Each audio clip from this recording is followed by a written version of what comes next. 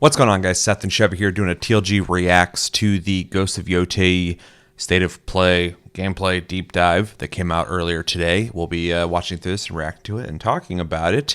I'm really excited to watch this. I think you probably are as well, as we're both big fans of Ghost of Tsushima. I'm personally hoping that we see more of what we got from Tsushima, except for more elevated, better graphics, better mechanics. Maybe they made some changes. I'd also love to see that multiplayer Legends thing come back from Tsushima. That was added like later after the game came out, but I just thought it was a really fucking cool mode that they released for free, which was wild. And yeah, I can't wait to see what new features they're bringing to the series with this new iteration. How you doing? And are you excited to watch this? Doing good. Somehow made it throughout the day with very minimal spoilers, and they weren't important. So I got no spoilers.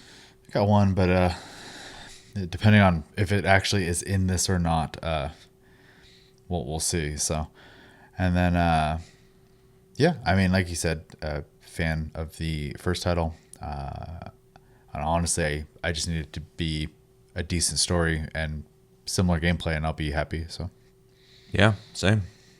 All right, well, this is 20 minutes. Let's watch this. This is Ghost of Yotei State of Play gameplay deep dive in 3, 2, 1, and go.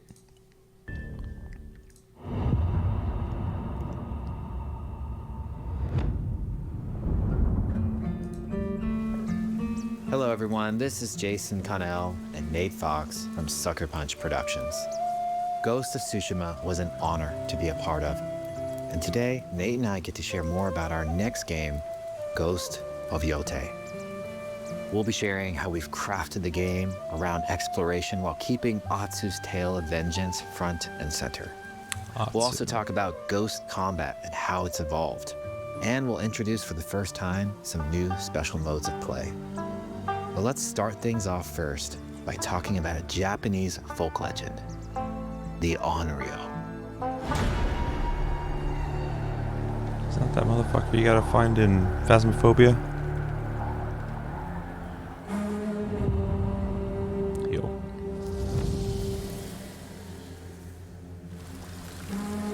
The people of Ezo believe Atsu is an Onryo, a wrathful ghost bent on revenge. And they're half right.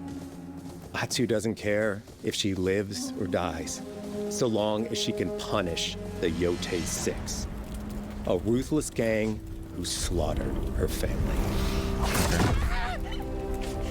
After 16 years in the South, she's returned home to put their spirits to rest.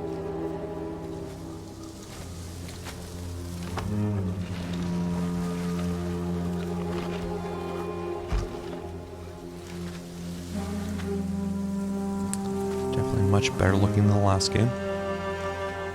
It's warm memories of her family that propel her forward.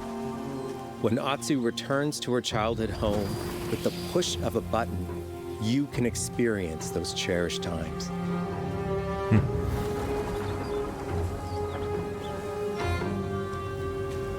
By giving you the freedom to explore Atsu's past, the wound of her loss becomes personal.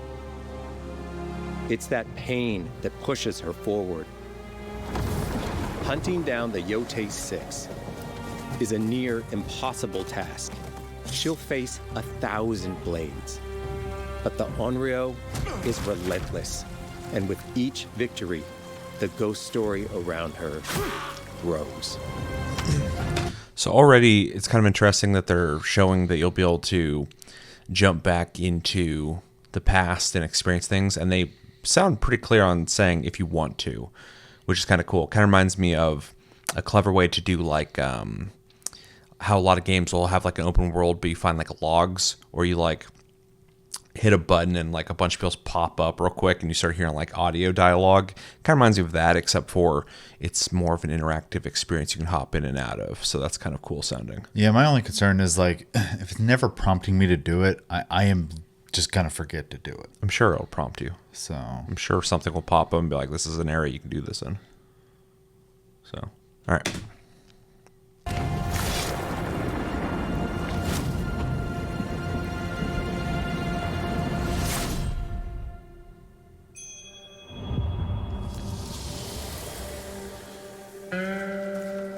Ghost of Yotei focuses on player freedom more than any game Sucker Punch has ever made.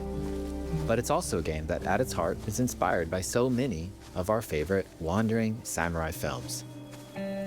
So let's start off by talking about exploration at the edge of Japan. Gorgeous. We all have different playstyles, so we set out to make an open-world game that lets you Love drive that your view own distance. experiences. Whether that's your curiosity to wonder, your thirst for combat, or a deep desire to stay focused on the story. As you explore, there's an underlying clue system that invites you to new adventures in new areas of the game that could be appealing to you. If you interrogate an enemy, choosing to ask about the Oni, you could uncover a landscape scarred by fire with more bold, samurai-like enemies to fight and abilities for Atsu to learn.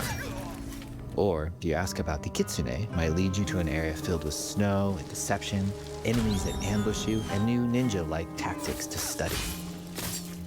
Atsu draws cards for each clue to keep track of all available adventures. The more you play, the more the game unfolds for you. That's As she definitely makes different. progress against the Yotei 6, her legend as the on-rail grows. It's her. Bounty will go up, drawing the attention of deadlier foes.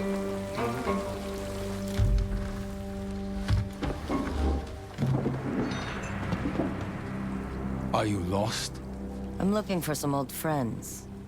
The Yotei 6. Show her the door. There is a hefty price on Atsu's head.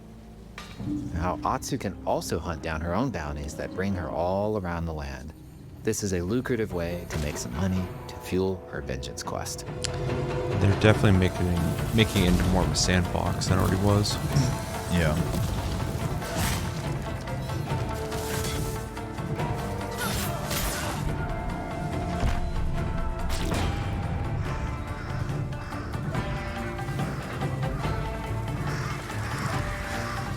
You're not of Clan Eguchi.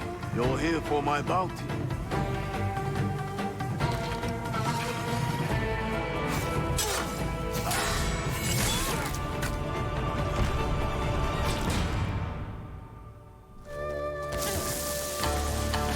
I love how it still seems like, or feels like Tsushima, but also has like its own kind of vibe going on, especially with, like the whole revenge thing.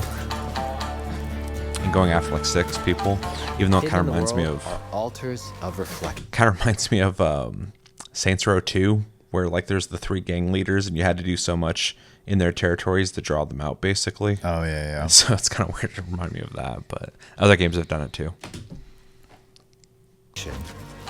Finding one inspires Atsu and unlocks a new ability to help her on the journey ahead.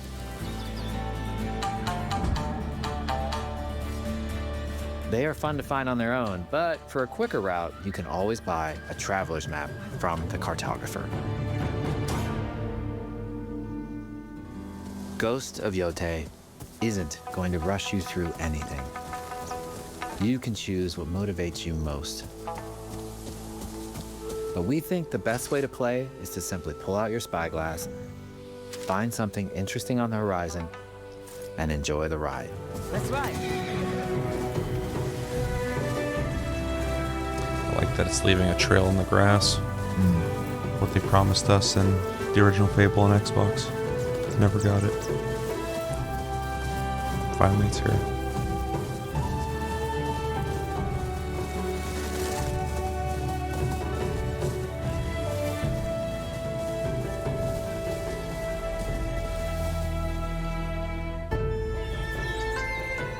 The lands around Yotei are vast.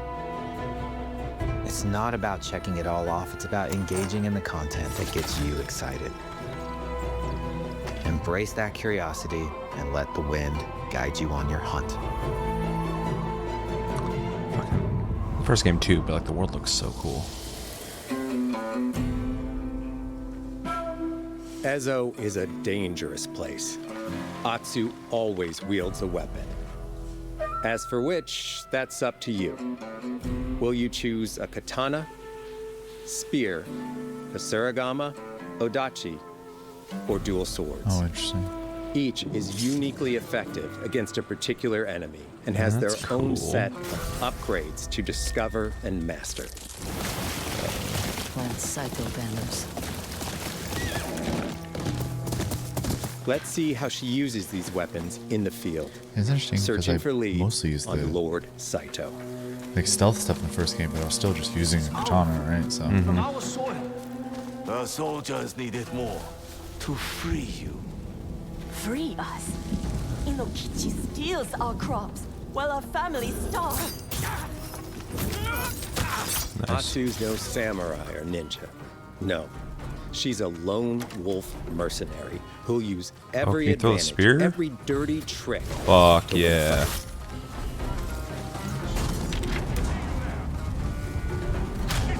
It's cool. You can kind of seamlessly shift between weapons like that. right. Combat has the feel of a classic samurai movie.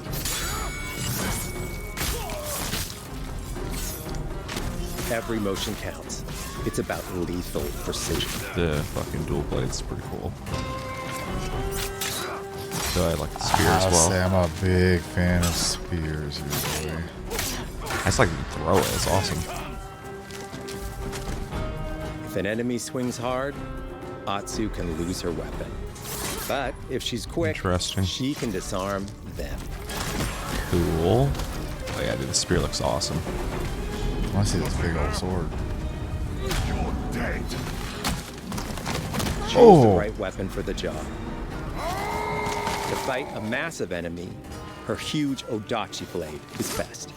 I'll set this up for That was cool.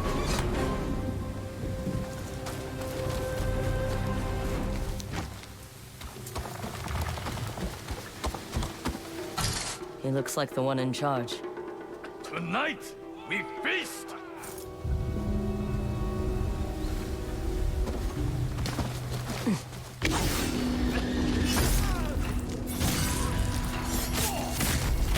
Dope. Blades are great, but ranged weapons work too. That's pretty cool. And Atsu's got How smooth an that was. arsenal. Guns. Bounty hunter! That guy's awfully calm for having someone just fire a fucking round with somebody else right next to him. Thrown weapons like kunai, bombs, or even blinding powder can give Atsu an edge. Pakistan. Hell When yeah. enemies switch weapons, you'll have to adapt. Shit was OP in the first Dual game. swords are best against spears. Guess they're going for like a rock, paper, scissors or like counter type system. Yeah. No more!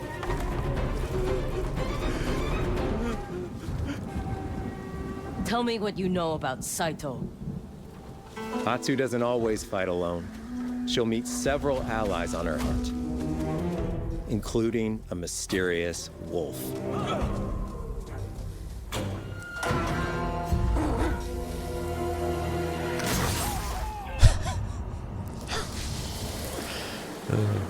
Atsu can set up camp under the stars of Ezo. But she's not always alone. Hey, friend. Share your fire with the traveling peddler? What are you selling? A mask said to be cursed with the unpredictable nature of its previous owner. Camping under the stars is a great way to rest up, play your shamisen, or cook to ready for a fight ahead. It's also designed to help bring important characters and upgrades straight to you. In fact, in place of the journal menu from Ghost of Tsushima, we've opted for a more character-driven way of managing allies and vendors you meet in Ezo. Over time, really clean Atsu menu grows to system. have her Yeah, I like own the way it looks. wolf pack. And here, you can keep track of when a sensei might have a weapon skill for you, or when a vendor has something unique to sell. Managing upgrades, resources, when to buy what, can be a burden in a big open world game. True. At campsites, members of your wolf pack can catch up with you, offering upgrades and unique items. This helps ensure you have every opportunity to upgrade and prepare for Atsu's vengeance quest ahead. You don't have to leave where you're exploring, the game comes to you. That sounds like a good feature, just because in open world you might go like, ah, shit, I got to go all the way over there now to go talk to that guy just to learn that one thing. But I am kind of worried that if they streamline it too much, it might become like a little too. I mean, that's always a problem. It is. I know. You got to find that balance. You know, for some people, that's how like Monster Hunter Wilds is. For sure. Too streamlined. So For sure. That's a great example. So yeah. Yeah. Not talking shit While about, just saying it's exploring concern. Ezo, you'll discover all sorts of new armor, charms, and gear. Perfect for building up Atsu around your chosen playstyle. Are you stealth, ranged, or melee focused? Yes. Find and combine the pieces that are just right for you. And of course, customize the look of your armor and weapons Sick. to make sure that your version of Atsu looks and fights just the way you want.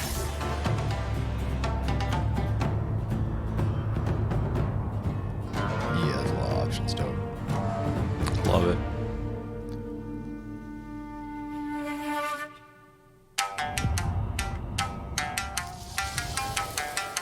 The score of Ghost of Yotei is incredibly special to us.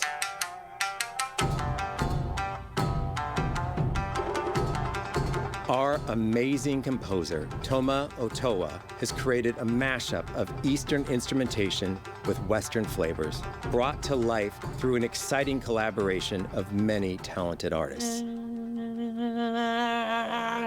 でこうダウンビートまで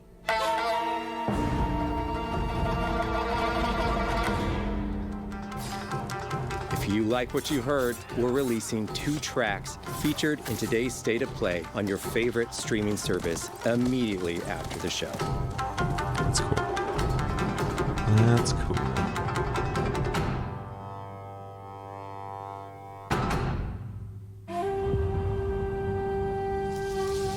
Special modes. The digital photography community for Ghost of Tsushima is incredible. We're happy to have photo mode back in Ghost of Yotei and look forward to seeing photos from your journey across Damn, that Ezo. fluffy boy. Yeah, the photo mode in the first game is really good. We want playing through Ghost of Yotei to feel like stepping inside of your favorite classic samurai films. So, from the beginning of the game, we're happy to offer a full Japanese voice track with full lip sync that you can play with subtitles. Sick. 誰だてめえ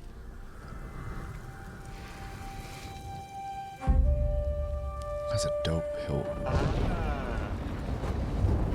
生きてたか狼の姫一人残らず息の根止めたと思ったまた会えたな刀鍛冶の娘覚えておけアツだ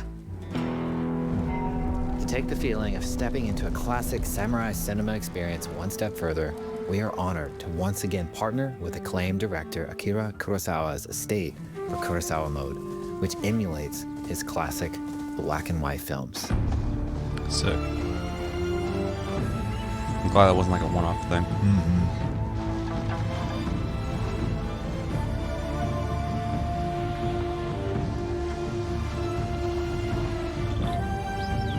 I also love that it's not just black and white. It's like really punchy contrast, dark blacks. It looks very cinematic.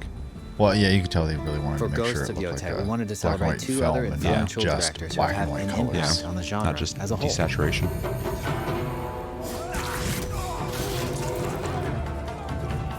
First, we've partnered with Takeshi Miike, director of 13 Assassins, for a mode that puts the camera closer during combat for a more intense, raw experience along with increased mud and blood splatter.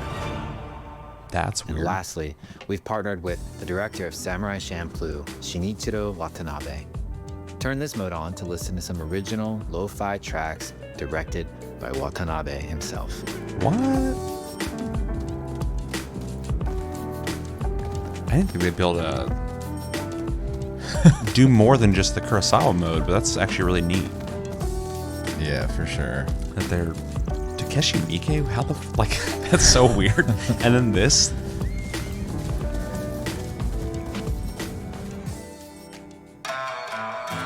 There's so many ways to make your Ghost of Yotei playthrough your own. But no matter how you play, here's one way to experience Ghost of Yotei that is sure to be special.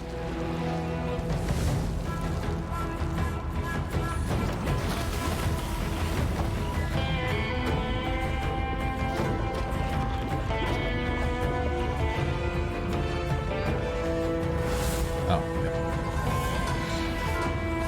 yeah. That was the spoiler for me. Oh, that's it. Is that a pro? No, it's not. I think it's slim or whatever. That's pretty cool. Today, you've got a glimpse into Atsu's That's why I said hunt minor for the spoiler. Yotei It's Six. It's just very hardware. it's fucking super minor. Forge your own path while discovering the secrets of Ezo. I didn't need to watch this. I'm sorry. I mean, I'm To survive, you'll Sold, need to master but- a variety of weapons, using lethal precision to overcome the odds spoiled, and but I can take just like revenge. blindly as buy the this Onryo. game. Oh, for sure. Ghost of Yotei comes out on October 2nd. Thank you so much for watching. Another fucking banger ass game this year. Hopefully. I assume it'll be great. Maybe it'll suck. I They doubt it. really have to mess it up. Well, yeah, they didn't show me anything there that would indicate they fucked anything up. So, Yeah. if anything, it just looks more expansive than what we got with Tsushima. So, For sure. October 2nd. Plenty of time to play all my other games. Maybe play through Expedition 33 a second time. All right. That was the state of play for that. What did we think? I mean, it looked amazing. There's a lot of different like scenery, which I'm happy to see because one of my favorite things about the first game was just like kind of wandering around. I really was just not in a rush playing that game, which was really nice to be able to just like, because I struggle a lot with open world games. Yeah, that's one thing I was kind of worried about when they start talking about just like how much this is going to be like more of an open experience outside of they did say for people who want to just follow the story, you will have that option Yeah. basically. So that's smart as well. But with more stuff to offer you in an open world sandbox, I was like, is that going to be a problem for somebody like you? Yeah.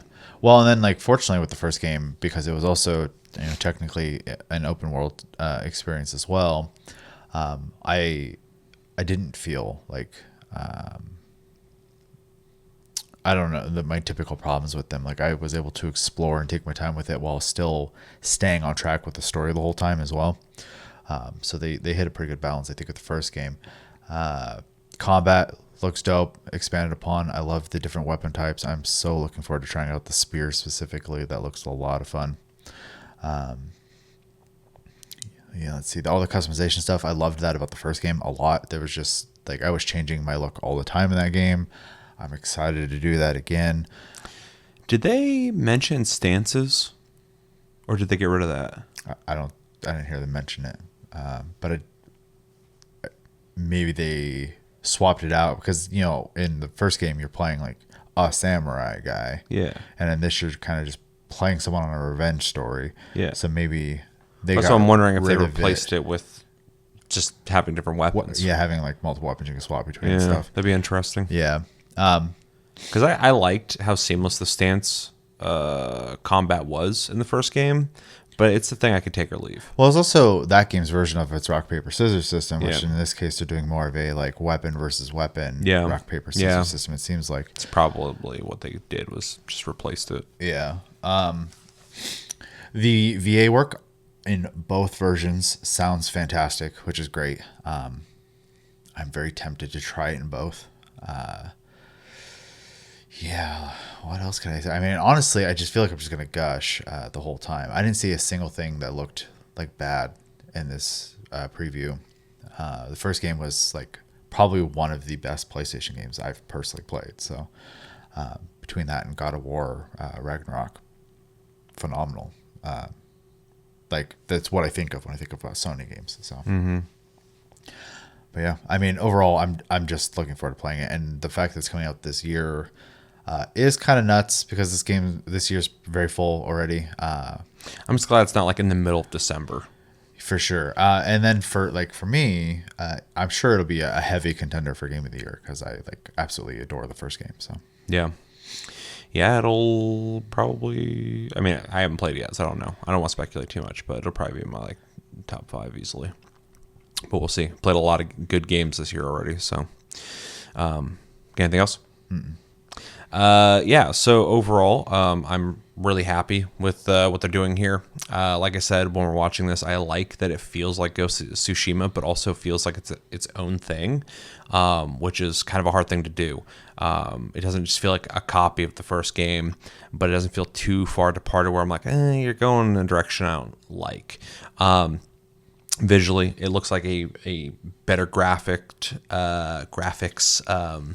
version of the last game. Everything's improved. The foliage is way more dense. The view distance is fantastic with all the details of the clouds in the background and all the moving stuff happening. Really impressive stuff. But then also it still has that art style outside of the graphics of the vibrant colors that kind of give you an idea of where you're going, what you're doing. I assume this will have the wind. It looks like the wind is happening here, just like in the first game. They didn't really talk about that because they probably assume people already know about it, or like, did they get rid of it? And this pink's pop. But so visually it looks great.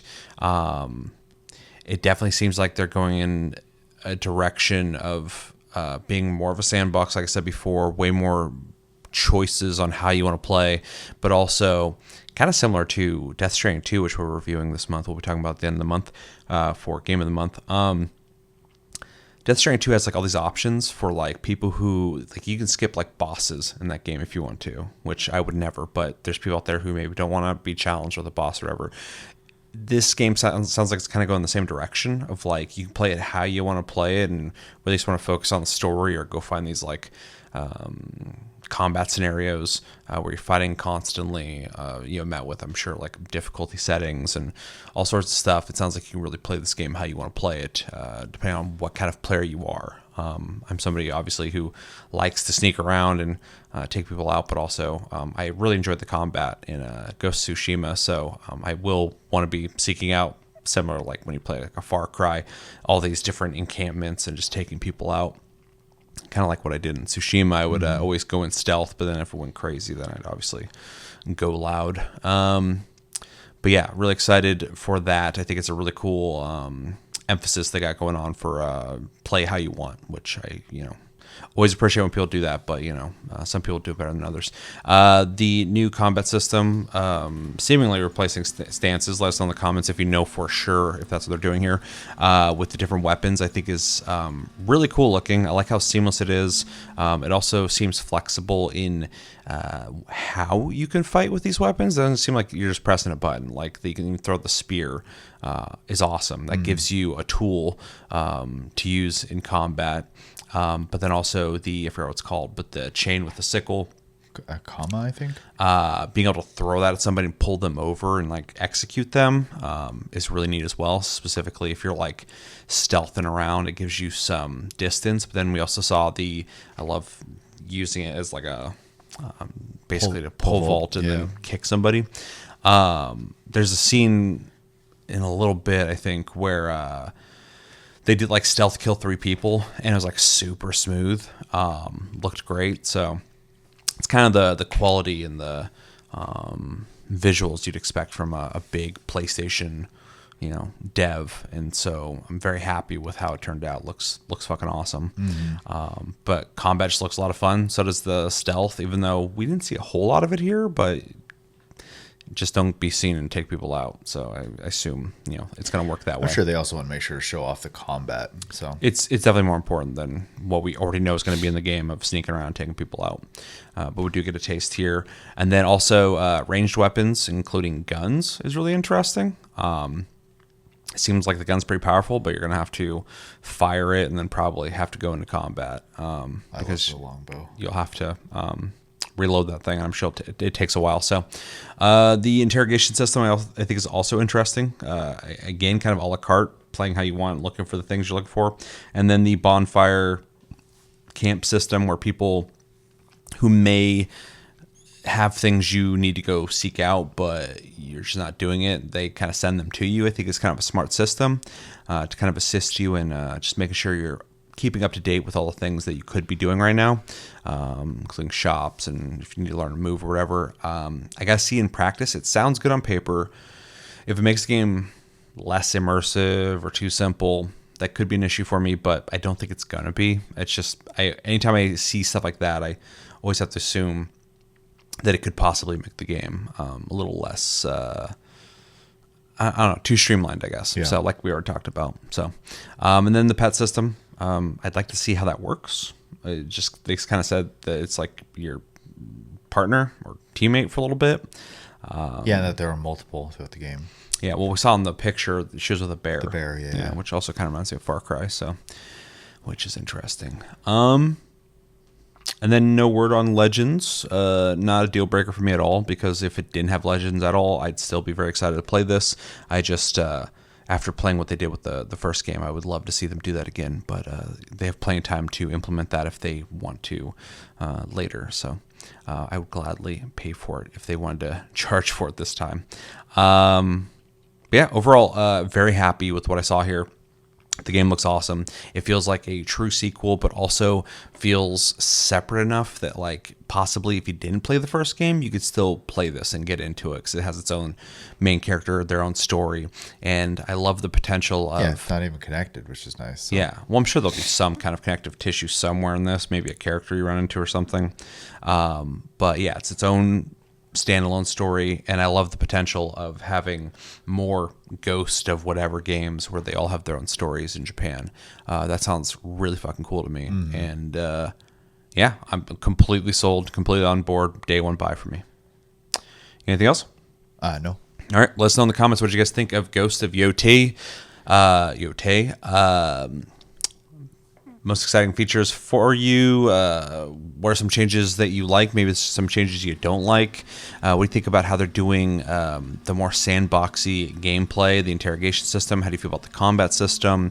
Is there something in this that you're hoping to see that they didn't show you? Maybe some features that you'd like to see. What do you think about the customization? I didn't really talk much about that, but I think it looks fucking awesome. Yeah, let us know everything you think about in the comments below when it comes to this game. Are you excited? Are you not excited? Let us know. But that's going to do it for this episode of TLG Reacts. So thanks for watching. Thank you, Shay, for joining me for this. Stay tuned.